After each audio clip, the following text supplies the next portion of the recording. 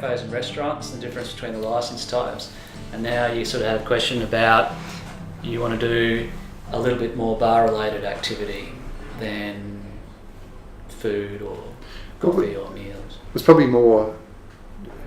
Like, I mean, if you want to be a bar, if you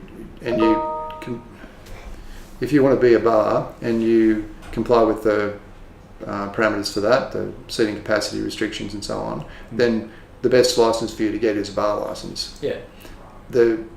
If you want to be a cafe and food based and so on, then that's clearly the way that you go. To get a bar license in the Brisbane City Council area, the town planning obstacles are so great that they might make the whole thing unviable. So what do you do in those circumstances? Yeah, so you've got three basic differences, I think. So in most planning jurisdictions, the town planning use for the small bar licence is still hotel, whereas the town planning use for a cafe is a food and drink outlet, and a hotel is very rarely a self-accessible use. It almost everywhere requires a development application, which doubles your costs really. So you're looking at costs similar to your liquor licence and in a similar time frame with council. So you've got two applications. That's one thing. The other thing is that you've got you're restricted on your capacity, so you can have a capacity of 100 people all up with and a seating capacity of 60.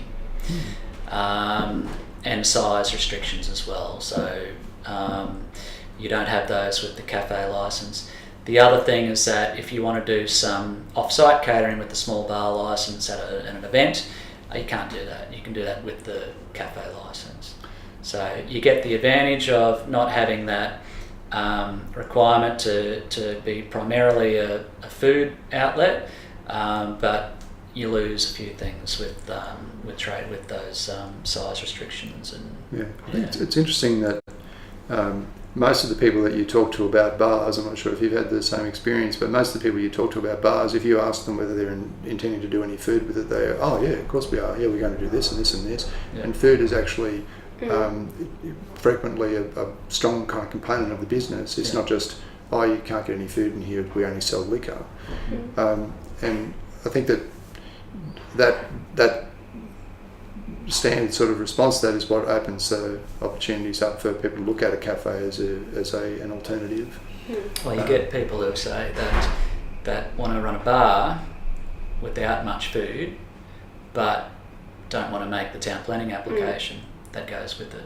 So, or want it in a certain place that you just wouldn't get a hotel. Yeah. And so the option is that, well, if you don't want to make the town planning application, the cafe is the most flexible one after that, but you're going to have to do enough food to comply with it. Yeah. The other thing with the bar license is that you can get later trading hours if you want them. So you could apply for 3 a.m. in safe night precincts, 2 a.m. elsewhere, whereas with the cafe, it's the most you can get is 1 o'clock. With the small bar licence, if you're in a safe night precinct and you've got those extended hours, you're going to have ID scanners now from 10 o'clock as well. Yeah, there's another factor. Yeah, so things to think about. They're not interchangeable at all. No. But it might mean that as a preference to going through that expensive sort of process, or as you say, in circumstances where you're just not going to get an approval from council, that the adjustments to your business plan might be only slight. You might be able to still sort of move forward with something which is gives you the hospitality opportunities that you want. There are some planning schemes where they've created a special use for the small bars, the Gold Coast, for example. But it doesn't necessarily mean that it's going to be an as of right thing to do. It's still often going to require a development application. Yeah, so still add to your costs, but maybe you would eliminate the circumstances where it's just not going to be possible because of the planning scheme. Yeah.